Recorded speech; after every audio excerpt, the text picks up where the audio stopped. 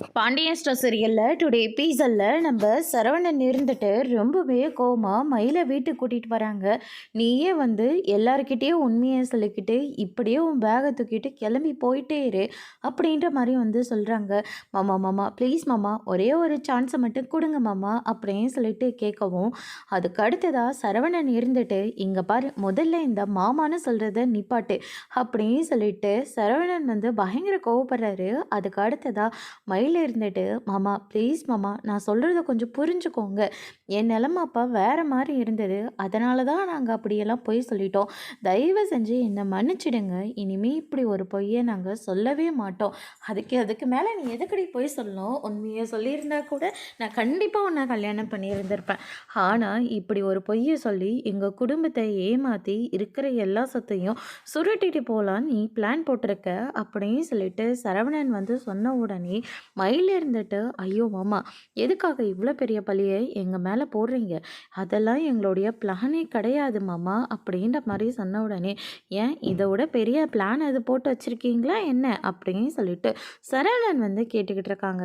மயில் இருந்துட்டு, நான் சொல்கிறத கொஞ்சம் கேளுங்க மாமா அப்படின்னு சொல்லிட்டு மயில் வந்து சொல்கிறாங்க. அடைச்சே உனக்கு எத்தனை தடவை சொல்ல முடியும்? என்னை மாமான்னு கூப்பிடாத, எனக்கு அப்படியே உடம்பெல்லாம் கூசுதுரி, உன்னால் மட்டும் எப்படி தான் முடியுதோ தெரியல அப்படின்னு சொல்லிட்டு சரவணன் வந்து சொல்லிடுறாங்க.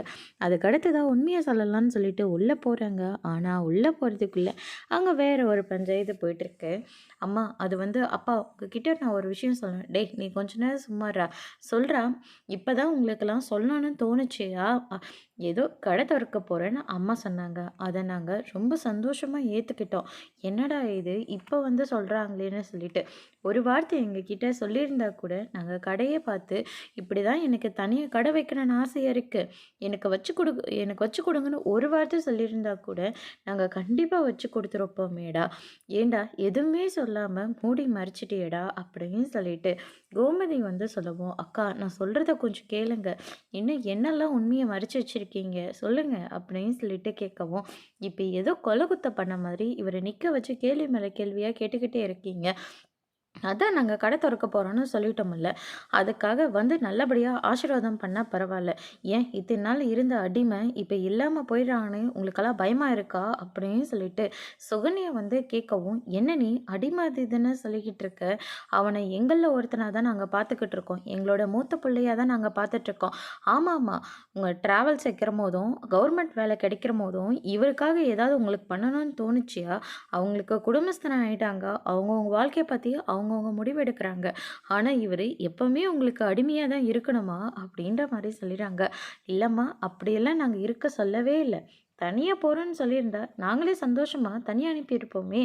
ஆனால் அண்ணனுங்க சொன்னாங்க, கடையை பார்த்துருக்காங்க, நாங்கள் போகிறோங்கன்னு எப்படா உன்னாலலாம் இப்படி சொல்ல முடியுது? சரின்னு சொல்லிக்கிட்டு நாங்களே ஏற்றுக்கலையா? ஆனால் இப்போ திடுதிப்புன்னு வந்து நாளைக்கே கடையை திறக்க போகிறோம் வாங்கன்னு கூப்பிட்டா எப்படா வர முடியும் அப்படின்ற மாதிரி வந்து சொல்லிடுறாங்க. அக்கா அங்கே எதுவுமே என்ன முடிவு எடுக்க யாருமே விடலை, எல்லாரும் அவங்கவுங்களே முடிவு எடுத்துக்கிட்டாங்க. நான் அதுக்கு தலையாட்டி பொம்மை மாதிரி தலையை மட்டும்தான் நான் ஆட்டிகிட்ருக்கேன், மற்றபடி எனக்கும் அதுக்கும் எந்த சம்மந்தமும் இல்லை அப்படின்ற மாதிரி சொல்லிடுறாங்க. என்னங்க நீங்கள் இப்படியெல்லாம் பேசிக்கிட்டு இருக்கீங்க? இந்த வீட்டில் இருக்கிறவங்க அவங்க சம்மந்தியை விட்டு கொடுக்காம பேசிக்கிட்டு இருக்காங்க, உங்கள் மேலே அவங்க திருட்டு பழி போடுறாங்க. ஆனால் யாராச்சும் இவர் இப்படி பண்ணல அப்படின்னு யாராச்சும் சொன்னாங்களா? இல்லையேங்க, யாருமே வாயவே திறக்கலையே அப்படின்னு சொல்லிட்டு சுகன்யா வந்து சொல்லிக்கிட்டு இருக்காங்க. நீ எதுக்கு இப்போ அதெல்லாம் பேசிக்கிட்டு இருக்க? எரியிற நெருப்பில் எண்ணெய் அதை ஊற்றி விடாத, கொஞ்ச நேரம் நீ அமைதியாக இரு அப்படின்னு சொல்லிட்டு இந்த பக்கம் பழனி இருந்துட்டு சுகன்யாவாயை அடிக்கிறாங்க. மச்சான் இங்கே பாருங்க மச்சான், எனக்கும் இதுக்கும் எந்த சம்மந்தமும் இல்லை, எல்லாரும் அவங்கவுங்க இஷ்டத்துக்கு தான் முடிவு எடுத்துட்டு இருக்காங்க, மனப்பூர்வமாக நான் இதுக்கு சம்மதம் சொல்லவே இல்லை அப்படின்ற மாதிரி வந்து சொல்லிட்டு இருக்காங்க. அதுக்கு அடுத்ததாக பாண்டியன் இருந்துட்டு காந்திமதி சொன்னது எல்லாத்தையும் யோசிச்சு பார்க்குறாங்க. உங்கள் பிள்ளையா நினச்சி அவனை வந்து நீங்கள் வாழ்த்தி மட்டும் அனுப்புங்க, தயவு செஞ்சு இந்த விஷயத்த தடுத்துறாதீங்க அப்படின்ற மாதிரி சொன்னது எல்லாத்தையும் யோசிச்சு பார்க்குறாங்க. பழனி நீ எங்கே இருந்தாலையும் நல்லா இருந்தால் போதுண்டா அப்படின்னு சொல்லிட்டு அங்கேருந்து பாண்டியன் வந்து கிளம்ப பார்க்குறாங்க. கோமதி இருந்துட்டு, என்னங்க நீங்கள் எதுவுமே சொல்லாமல் போகிறீங்க? இங்கே பாரு கோமதி, அவன் நம்ம வீட்டு பிள்ளை, அவன் நல்லா இருந்தால் நம்ம நல்லா இருந்த மாதிரி, தேவையில்லாமல் மறுபடியும் இந்த விஷயத்த யாரும் இங்கே பேச பேசாதீங்க அப்படின்ற மாதிரி சொல்லிக்கிட்டு போயிடுறாங்க. அதுக்கு அடுத்து தான் நம்ம கோமதி இருந்துட்டு, "இங்க பாரு பழனி, நீ இப்படியெல்லாம் மாறுவேன்னு நான் கொஞ்சம் கூட எதிர்பார்க்கவே இல்ல" அப்படின்னு சொல்லிட்டு கோமதி வந்து சொல்லிடுறாங்க. அதுக்கு அடுத்து தான் நம்ம சுகன்யா இருந்துட்டு, "ஒருத்தருக்கு நல்லது நடந்தா இந்த வீட்ல இருக்கிறவங்களுக்கெல்லாம் பிடிக்கவே பிடிக்காது. ஏன்னா நீங்க அந்த கடையில அடிமையாவே இருக்கணும். இப்ப நீங்க தனியா கடை தொறக்க போறீங்கல்ல, அந்த வயித்தெரிச்சல் தான் இவங்களுக்கெல்லாம்" அப்படின்ற மாரி சுகன்யா வந்து சொல்லிடுறாங்க. அதுக்கு அடுத்ததா கோமதி இருந்துட்டு, "எங்களுக்கெல்லாம் ஒண்ணும் வயித்தெரிச்சல் இல்லம்மா. பழனி என்கிட்ட சொல்லலேன்னு வேண்டி தான் வருத்தம் தான் இருக்கு தவிர வயித்தெரிச்சல் கிடையாது" அப்படின்னு சொல்லிட்டு கோமதி வந்து சொல்லிடுறாங்க. அதுக்கு அடுத்ததா இந்த பக்கம் வந்து பார்த்தீங்கன்னா, நம்ம மீனா இருந்துட்டு தோசை சுட்டுட்டு இருக்காங்க. அப்ப நம்ம செந்தில் இருந்துட்டு, "தோசை சுட்டுட்டு இருக்கியா? பார்த்தா எப்படி தெரியுது?" அப்படின்னு சொல்லிட்டு செந்தில் வந்து கேட்குறாங்க. அதுக்கு அடுத்ததா, "தொட்டுக்க என்ன?" அப்படின்னு சொல்லிட்டு கேட்கவும், "தேங்காய் சட்னி தான் செஞ்சுருக்கேன்" அப்படின்ற மாரி சொல்லிடுறாங்க. "ஏன் சிக்கன் கிரேவி அது செய்ய வேண்டியது தானே?" அப்படின்ற மாரி சொன்ன உடனே மீனா இருந்துட்டு மொ மொறைக்கிறாங்க. அதுக்கு அடுத்ததா, "கொஞ்சம் சோறாச்சும் வச்சிருக்கலாம். சோறு வச்சா சாம்பார் வைக்கணும், பொரியல் வைக்கணும், ரசம் வைக்கணும். ஏகப்பட்ட வேலை இருக்கு. என்னாலலாம் முடியாது. அந்த வீட்ல அம்மா அத்தன பேருக்கு சமைக்கிறம்போது, ஒரு துளி கூட முகத்த சுளிச்சதே கிடையாது. நீ என்னடான்னா இப்படி அலுத்துக்கிற?" அப்படின்ற மாரி சொன்ன உடனே, மீனா இருந்துட்டு, "பேசாம அந்த வீட்ல இருந்திருக்க வேண்டியது தானே? எதுக்காக தனியா போணும்னு ஆசைப்பட்டீங்க?" அப்படின்னு சொல்லிட்டு மீனா வந்து சொல்லிடுறாங்க. "ஆரம்பிச்சுட்டாடா இவ" அப்படின்னு சொல்லிட்டு செந்தில் ஒரு பக்கம் நினைக்கிறாங்க. அதுக்கு அடுத்ததா நம்ம கோமதி இருந்துட்டு மீனாக்கு ஃபோன் பண்றாங்க. "என்னம்மா பண்ணிட்டுருக்க?" அப்படின்னு சொல்லிட்டு கேட்கவும், "தோசை சுட்டுட்ருக்கேன் அத்த. இங்க என்னலாம் நடக்குதுன்னு தெரியுமா?" அப்படின்னு சொல்லிட்டு பழனி வந்து நாளைக்கு கடை தொறக்க போறானாம். "என்ன கடை அத்த?" அப்படின்னு சொல்லிட்டு கேட்கவும், "மளிகை கடை தொறக்க போறானாம். அப்போ அதுவும் எப்போ தெரியுமா? நாளைக்கே காலையில தான் எங்க அம்மா என்னையும் உங்க மாமாவையும் நிற்க வச்சு இந்த விஷயத்த சொல்லுச்சு. ஆனா திடுதிப்புன்னு நாளைக்கே கடை தொறக்குவாங்கன்னு நாங்க கொஞ்சம் கூட எதிர்பார்க்கவே இல்ல. அந்த விஷயத்த எங்ககிட்ட சொல்லலேன்னு தான் பழனிக்கிட்ட நாங்க சண்டை போட்டோம். அதுக்கு அந்த சுகன்யா என்னெல்லாம் பேச்சு பேசினான்னு தெரியுமா?" அப்படின்னு சொல்லிட்டு கோமதி இருந்துட்டு வீட்ல நடந்த எல்லா விஷயத்தையும் வந்து சொல்றாங்க. அதுக்கு அடுத்ததா என்னாச்சு அப்படின்னு சொல்லிட்டு நம்ம செந்தில் வந்து மீனா கிட்ட கேட்கவும், "உங்க மாமா ஏதாச்சும் உங்ககிட்ட சொன்னாரா?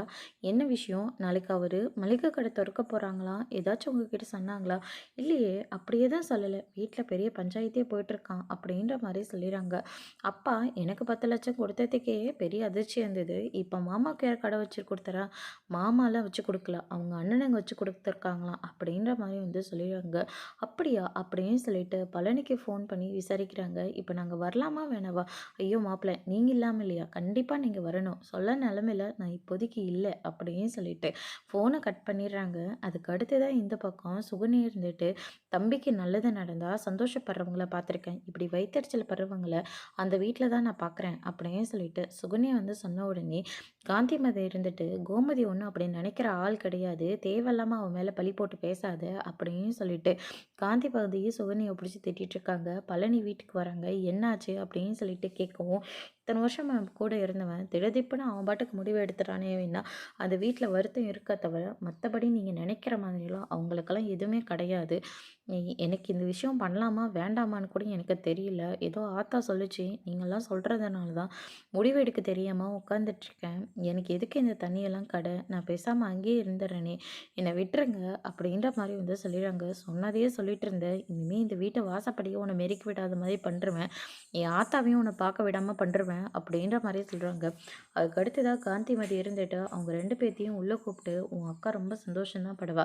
நாளைக்கு சந்தோஷமா கடைய போய் திறக்கலாம். காலையில 8 மணிக்கே இங்க வந்துருங்க. 10 மணிக்கு நல்ல நேரம். அதுக்குள்ள கோயிலுக்கு போய் ஒரு அர்ச்சனைய பண்ணிட்டு கடை திறப்பு விழாவா வச்சுக்கலாம்" அப்படின்னு சொல்லிட்டு பழனிக்கு எடுத்து சொல்லி புரிய வைக்கிறாங்க.